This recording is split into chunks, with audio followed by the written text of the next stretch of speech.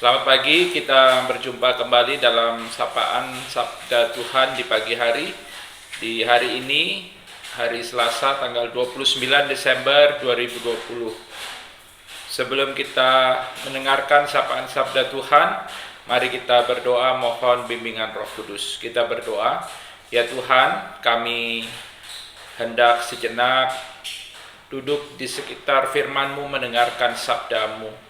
Bimbinglah kami dengan Roh Kudus agar kami dapat mengerti, memahami, dan kami dapat menjadi pelaku firman-Mu. Kiranya firman Tuhan menjadi pedoman dalam hidup kami, menjadi pelita dan suluh yang menerangi jalan kami. Inilah kami anak-anak-Mu Tuhan, bersabdalah kepada kami telah setia untuk mendengarkan sabda-Mu. Amin.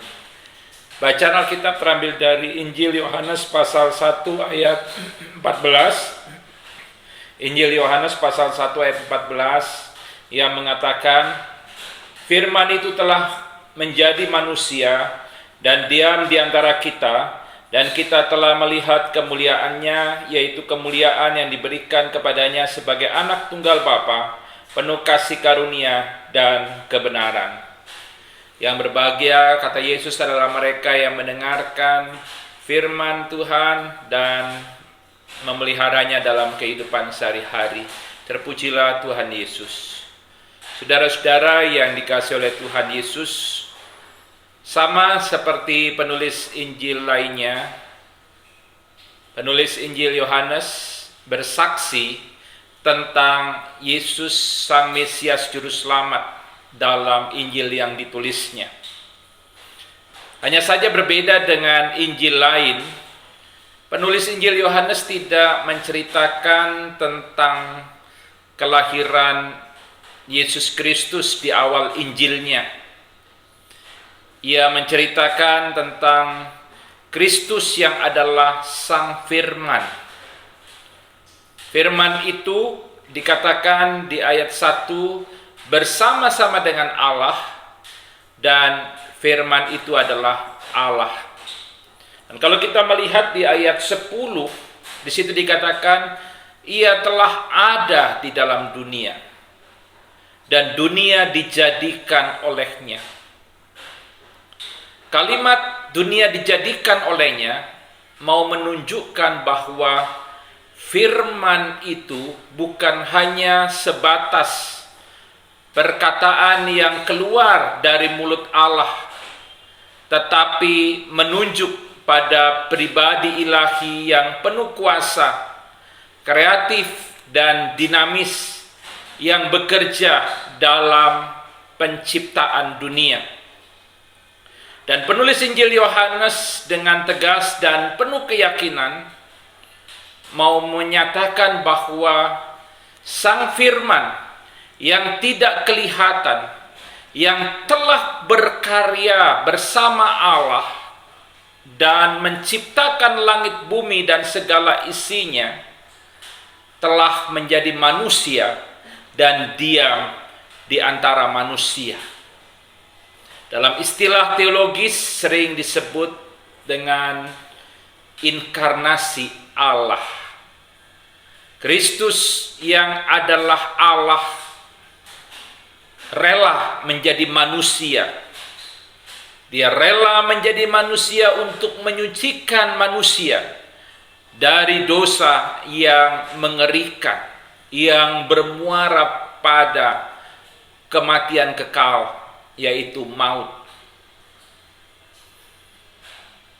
Allah yang menjadi manusia tentu bagi sebagian orang Yahudi dan juga bagi banyak orang adalah merupakan hal yang mengherankan. Bagi orang Yahudi dan juga banyak orang yang tidak beriman kepada Tuhan Yesus, agak sulit untuk dapat menerima gambaran tentang Allah yang menjadi manusia. Tidak heran Jika Yohanes mengatakan di ayat 10 dan 11 bahwa dunia tidak mengenal dan tidak bisa menerima Kristus yang adalah Sang Firman yang menjadi manusia. Saudaraku, sebenarnya kita tidak perlu heran kalau Allah menjadi manusia. Bukanlah hal yang mustahil bagi Allah untuk menjadi manusia, karena Dia adalah Allah yang maha kuasa. Hal yang mustahil adalah kalau manusia itu menjadi Allah. Tapi kalau Allah menjadi manusia, maka hal itu bukanlah hal yang mustahil, karena Allah itu maha kuasa. Dan lalu mungkin ada yang bertanya, apakah Allah harus menjadi manusia dan mencurahkan darahnya untuk menghapus dosa manusia?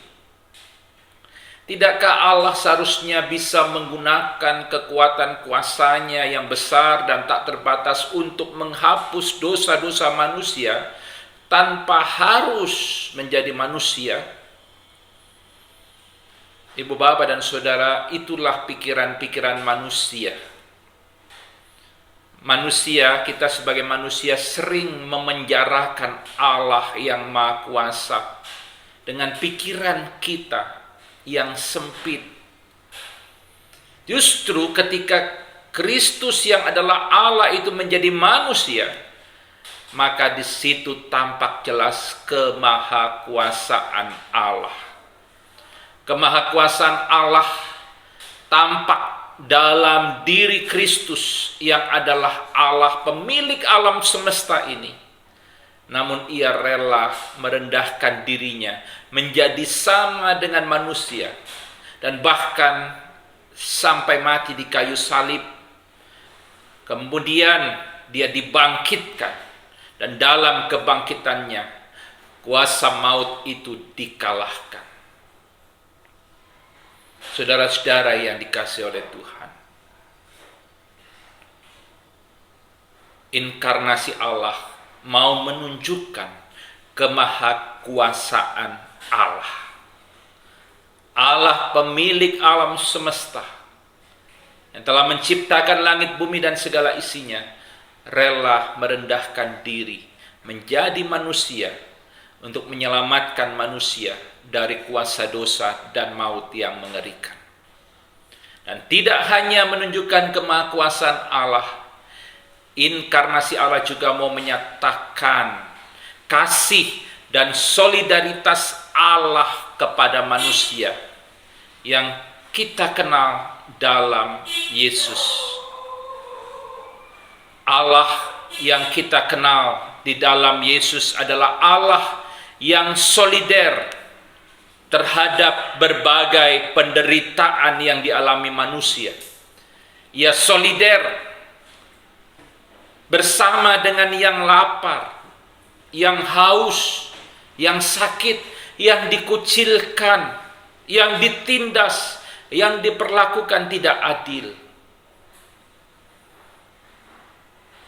Jadi jelas bahwa inkarnasi Allah juga mau menunjukkan bahwa Allah itu maha kasih, Allah peduli, Allah solider terhadap manusia yang seringkali hidupnya dikuasai oleh berbagai penderitaan dan pergumulan.